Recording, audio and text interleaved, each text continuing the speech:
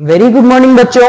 तो आज की क्लास में हम देखेंगे एक्सक्रीशन। हमारा जो टॉपिक होगा आज का वो होगा एक्सक्रीशन। इसमें हम स्टेप बाय स्टेप समझेंगे कि हमारे बॉडी में से या फिर किसी भी ऑर्गेनिज्म के बॉडी में से at different level of phylum क्या क्या एक्सक्रीटरी प्रोडक्ट्स रिलीज होते हैं, किस किस फॉर्म में रिलीज होते हैं और क्यों होते हैं। तो शुरू करते हैं डेफिनेशन ऑफ एक्सक्रीशन से। सबसे पहले हम एक्सक्रीशन को करते हैं define. So excretion is defined as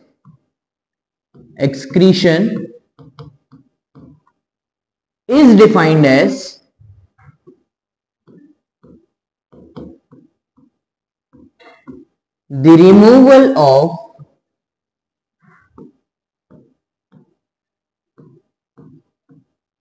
of waste products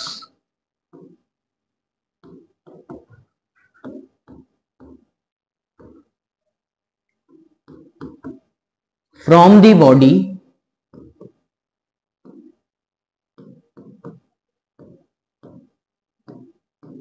of an organism।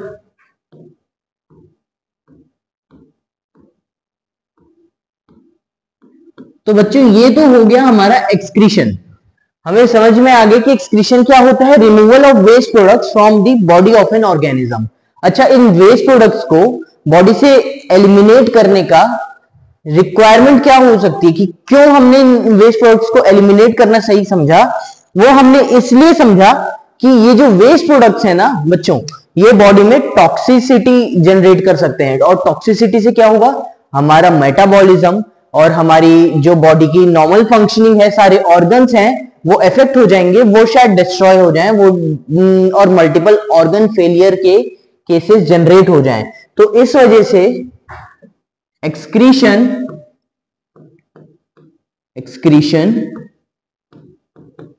Is important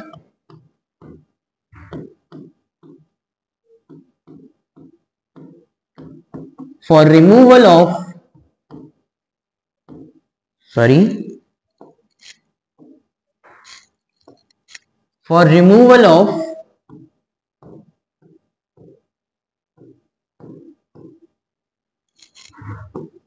toxicity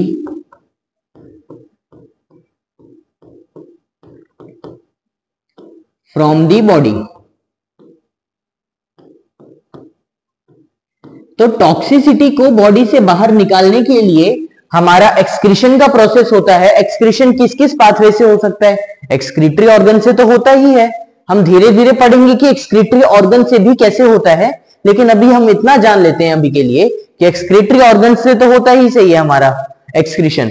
उसके अलावा हमारे ग्लैंड्स के सिक्रीशंस में भी हमारे कुछ प्रोडक्ट्स या कुछ सॉल्ट्स ऐसे होते हैं जो बॉडी के लिए यूजफुल नहीं होते, तो बॉडी उन्हें रिमूव आउट कर देती है, स्वेट की फॉर्म में रिमूव आउट कर देती है। तो ऐसे पाथवेज भी हो सकते हैं एक्सक्रीशन के हमारे एक्सक्रीटरी ऑर्गन्स के अलावा। ओके, तो अब ये देखते हैं थोड़ा कि क्या क्या फॉर्म में एक्सक्रीशन हो सकता है किसी भी ऑर्गेनिज्म के बॉडी से, और क्यों उन different forms of the excretory products की रिक्वायरमेंट पड़ी, जिससे हमें यह समझ में आएगा कि अलग अलग लेवल ऑफ फाइलम पे अलग अलग ऑर्गेनिजम्स अलग अलग प्रोडक्ट्स क्यों निकाल रहे हैं अपनी बॉडी से। तो लेट्स सी, एक्सक्रीशन और excretory products is divided into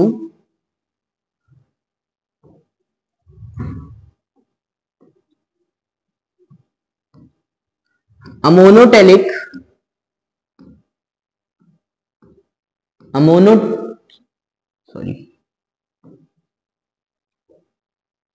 ammonotelic,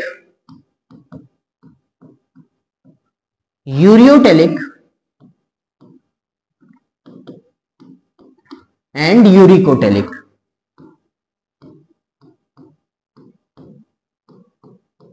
ammonotelic organisms कौन से प्रोडक्ट्स निकालेंगे बच्चों, हमारी बॉडी से क्या एलिमिनेट करेंगे एज अ, नॉट हमारी बॉडी से, पहले मैं बताऊंगा अभी आगे कि अमोनिया एलिमिनेट करते हैं फर्स्ट ऑफ ऑल ये ऑर्गेनिजम्स बॉडी से, और कौन से ऑर्गेनिजम्स होते हैं या कौन सी category of phylum of organisms lie करते हैं हमारे अमोनोटेलिक में, तो इनका जो एक्सक्रीटरी वेस्ट होगा वो अमोनिया के फॉर्म में एलिमिनेट होगा। ये करेंगे यूरिया और ये करेंगे यूरिक एसिड। अच्छा, यहां तक हमने समझ लिया। अब हम एक बात और समझेंगे कि सबसे ज्यादा हाईली टॉक्सिक होते हैं अमोनिया, हाईली टॉक्सिक, और कितना 1 lakh times more than urea.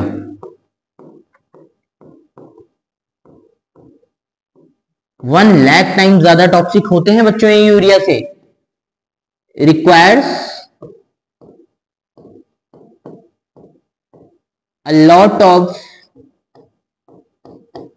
water to eliminate। अच्छा, इतना ज्यादा पानी चाहिए होगा इन्हें एलिमिनेशन के लिए, तो ये कौन से टाइप ऑफ ऑर्गेनिजम्स में प्रेजेंट होंगे? जो पानी में रहते हैं। पानी में हमारे कौन से फाइलम्स पाए जाते थे? सिलेंट्रेटा, टिनोफोरा, प्लेटीहेलमिन्थीज, एस्केलमिन्थीज भी पाए जाते थे कुछ। उसके बाद हमारे अर्थवॉर्म में भी पाया जाता है रेनी सीजन्स में। ठीक है, तो ये तो हमने कहानी देख ली अमोनिया की। यूरिया हमारा क्या हो गया? Less toxic, requires less water. अभी मैं आपको इन सब के एग्जांपल्स बताऊंगा कि कौन सा फाइलम या कौन से ऑर्गेनिजम्स कौन सी कैटेगरी में लाई करते हैं, तो आपको और ज्यादा क्रिस्टल क्लियर होंगी चीजें कि फाइलम के बेसिस पे हमने 3 अलग अलग एक्सक्रीटरी प्रोडक्ट्स क्यों हमने डिफाइन करे, उसके बाद हमने डिफाइन करे तो करे, फिर हमने किस बेसिस पे कौन से ऑर्गेनिज्म को या कौन से फाइलम को हमने एक्सक्रीटरी प्रोडक्ट्स के बेसिस पे डिफरेंशिएट करा, और कौन से ऑर्गेनिज्म से कौन सा एक्सक्रीटरी प्रोडक्ट निकलता है। ठीक है, तो ये यहां हमारा प्रोटीन का मेटाबॉलिज्म होगा। निकलते हैं कैसे? मेटाबॉलिज्म ऑफ प्रोटीन की वजह से, मेटाबॉलिज्म ऑफ प्रोटीन। ठीक है बच्चों, ये भी प्रोटीन मेटाबॉलिज्म से ही निकलते हैं। ये लीस्ट टॉक्सिक होते हैं, सबसे लीस्ट टॉक्सिक होते हैं। ठीक है, तो अब हमने तीनों कैटेगरीज ऑफ एक्सक्रीटरी प्रोडक्ट्स देख लिए, क्या क्या एलिमिनेट होता है हमारी बॉडी से, हमने ये देख लिया। अब हम नेक्स्ट में देखेंगे कि इनके एग्जाम्पल्स क्या हैं। तो let's see, first is ammonia, second is urea, and third is uricotelic या फिर यूरिक एसिड। ठीक है बच्चों, चलो देखते हैं कि कौन सा फाइलम या कौन सी कैटेगरी ऑफ ऑर्गेनिजम्स कौन से एक्सक्रीटरी प्रोडक्ट्स में लाई करते हैं। तो हमारे मोनोटेलिक ऑर्गेनिजम्स में कौन कौन चला जाएगा, मैंने बताया था। Coelenterata, Ctenophora,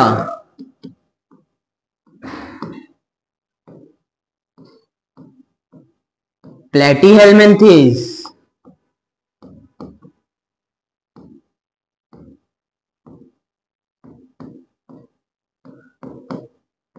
एस्केलमिन्थीज,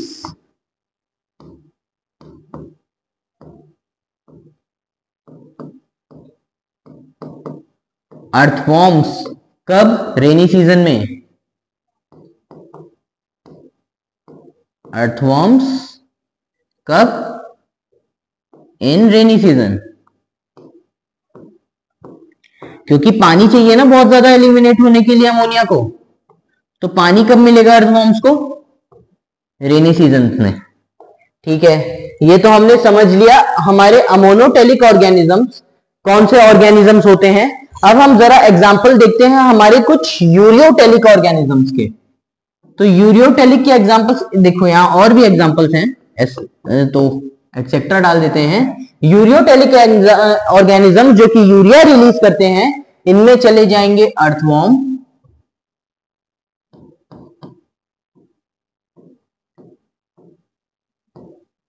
स्कैरिस। अच्छा, अर्थवॉर्म क्यों हमने दोनों में डाला? अर्थवॉर्म हमारा रेनी सीजन में क्या हो जाएगा? अमोनोटेलिक, और नॉर्मल कंडीशंस में, बाकी कंडीशंस में क्या हो जाएगा? यूरियोटेलिक, तो यूरिया सिक्रीट करेगा, इसलिए अर्थवॉर्म हमने नॉर्मल सीजन्स में डाला, यूरियोटेलिक में। ओके, अब और कार्टिलेजिनियस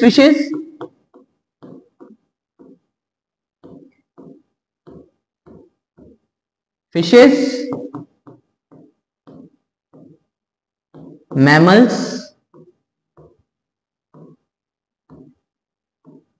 एटसेट्रा, ये हमारे एग्जांपल्स हो गए यूरियोटेलिक ऑर्गेनिजम्स के, जो यूरिया सिक्रीट करते हैं as a excretory product. Okay बच्चों, अब देखते हैं यूरिक एसिड। यूरिक एसिड तो हमारे बहुत कॉमन से हैं, Aves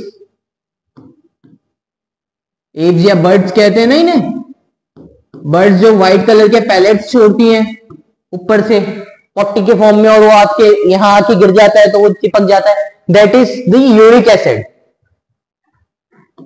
another example is reptiles. Okay, तो ये हमने देख लिए एग्जांपल्स अमोनोटेलिक के, यूरियोटेलिक के, यूरिकोटेलिक के। अब हम इसके बाद जरा पढ़ेंगे ऑस्मोलैरिटी के बारे में, ऑस्मो कन्फॉर्मर्स के बारे में, ऑस्मो रेगुलेटर्स के बारे में। जरा देखते हैं कि ये क्या होते हैं,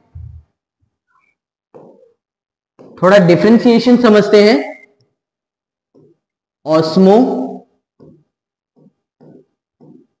कन्फॉर्मर्स एंड ऑस्मो रेगुलेटर्स। देखो बच्चों, हमें ना पानी में रहने वाले ऑर्गेनिजम्स की सैलिनिटी टॉलरेंस को समझने के लिए, या फिर उस एनवायरनमेंट में अमाउंट ऑफ सॉल्यूट जो प्रेजेंट हैं, जो टॉनिक्स या टॉक्सिक अमाउंट्स प्रेजेंट हैं उस एनवायरनमेंट में, उस एनवायरनमेंट में कौन सरवाइव कर जाते हैं, कौन नहीं कर पाते, कौन उन्हें टॉलरेट कर लेते हैं, कौन नहीं कर पाते, ये समझने के लिए हमें ये टॉपिक समझना पड़ेगा कि ऑस्मो कन्फॉर्मर्स और ऑस्मो रेगुलेटर्स क्या होते हैं। तो let's study these are those organisms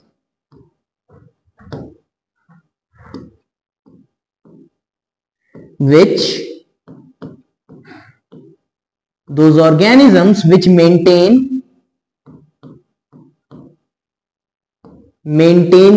their body osmolarity, maintain the osmolarity of their body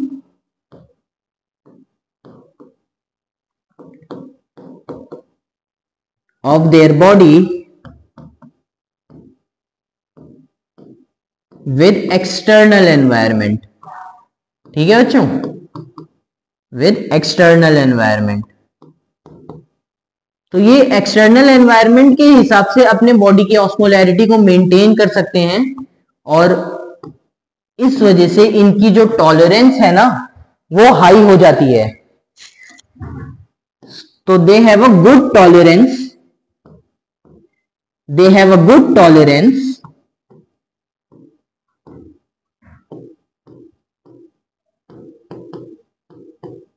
for salinity. ठीक है, तो समझने वाली बात यह है कि इनके पास ये वो ऑर्गेनिजम्स हैं जिनके पास ये क्षमता है कि वो अपने बॉडी की ऑस्मोलैरिटी को एक्सटर्नल एनवायरनमेंट की ऑस्मोलैरिटी के हिसाब से बैलेंस कर सकते हैं, मेंटेन कर सकते हैं, रेगुलेट कर सकते हैं। तो इनकी बॉडी ज्यादा टॉलरेबल होती है एक्सटर्नल एनवायरनमेंट की, ये ज्यादा वैरायटी ऑफ एनवायरनमेंट्स में रह सकते हैं, वाइड रेंज ऑफ एनवायरनमेंट में रह सकते हैं। तो मैं ब्रैकेट में यहां लिखता हूं वाइड रेंज ऑफ टॉलरेंस। ठीक है, चलो अब समझते हैं जरा ऑस्मो रेगुलेटर्स क्या होते हैं हमारे। तो ये जस्ट इसका उल्टा होते हैं। ये वो ऑर्गेनिजम्स होते थे जो मेंटेन कर लेते थे osmolarity. These organisms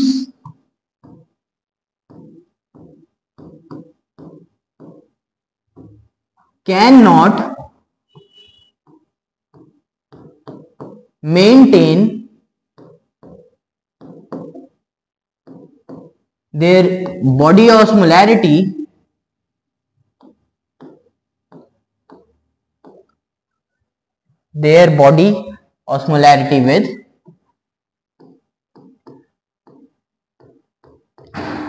with external environment। ठीक है, तो ये एक्सटर्नल एनवायरनमेंट के हिसाब से अपनी बॉडी को मेंटेन नहीं कर पाते, तो इनकी टॉलरेंस क्या होगी, लो टॉलरेंस, या मैं बोलूं नो टॉलरेंस, लो या नो टॉलरेंस। ठीक है, तो इनकी रेंज ऑफ टॉलरेंस भी कम होगी, इनमें टॉलरेंस नहीं होगा, इनका एक्सटर्नल एनवायरनमेंट के हिसाब से बॉडी ऑस्मोलैरिटी बैलेंस नहीं होगा। अच्छा, इसके एग्जांपल्स क्या क्या होते हैं, इसमें हम एग्जांपल्स डाल लेते हैं। Examples, all marine invertebrates,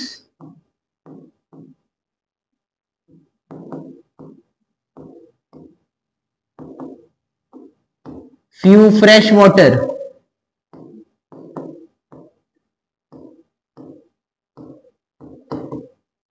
also mixin, shark, etc। ये हमारे एग्जांपल्स हो गए ऑस्मो कन्फॉर्मर्स के। ऑस्मो रेगुलेटर्स के क्या क्या हैं, ऑल वर्टिब्रेट्स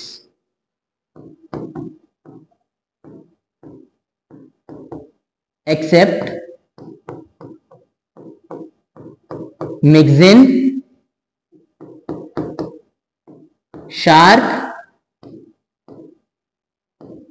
ट्राइगॉन, ये सब क्या होते हैं, ऑस्मो कन्फॉर्मर्स होते हैं, इसलिए all vertebrates except these. Okay, तो आज की क्लास में हमने क्या क्या देखा बच्चों, हमने देखा एक्सक्रीटरी प्रोडक्ट्स के टाइप क्या होते हैं, एक्सक्रीटरी प्रोडक्ट्स की नीड क्या होती है अलग अलग लेवल ऑफ फाइलम पे, एक्सक्रीटरी प्रोडक्ट्स कितने टाइप के होते हैं, किस किस फॉर्म में एक्सक्रीशन होता है ऑर्गेनिज्म की बॉडी पे, और ऑस्मो कन्फॉर्मर्स देखे, ऑस्मो रेगुलेटर्स देखे। नेक्स्ट क्लास में हम समझेंगे कि मरीन फिशेज और फ्रेश वाटर फिशेज में जो हमारा वो कंसंट्रेशन ग्रेडियंट बनता है, कंसंट्रेशन ग्रेडियंट बनता है, वो कैसे बनता है, हाइपरटोनिक हाइपोटोनिक सिचुएशंस में कैसे रहती हैं फिशेज, कौन पानी पीता है कौन नहीं पीता है, ये समझेंगे। फिर धीरे धीरे हम अपने एक्सक्रीटरी सिस्टम की तरफ, ह्यूमन फिजियोलॉजी की तरफ प्रॉपर्ली मूव कर जाएंगे, जिसमें हमारा शुरू हो जाएगा किडनी का फंक्शन, हमारे नेफ्रॉन्स का डिस्कशन करेंगे हम डिस्कस करेंगे अपना पेरिट्यूब्युलर पार्ट, वहां पे हम डिस्कस करेंगे PCT, DCT, collecting duct, glomerulus, Bowman's capsule, efferent arteriole. तो हम धीरे धीरे सारे टॉपिक्स को कवर करेंगे पेशेंट्स के साथ, और हम ये भी समझेंगे कि हार्मोनल इफेक्ट क्या होता है हमारी किडनी पे। तो for this class, thank you.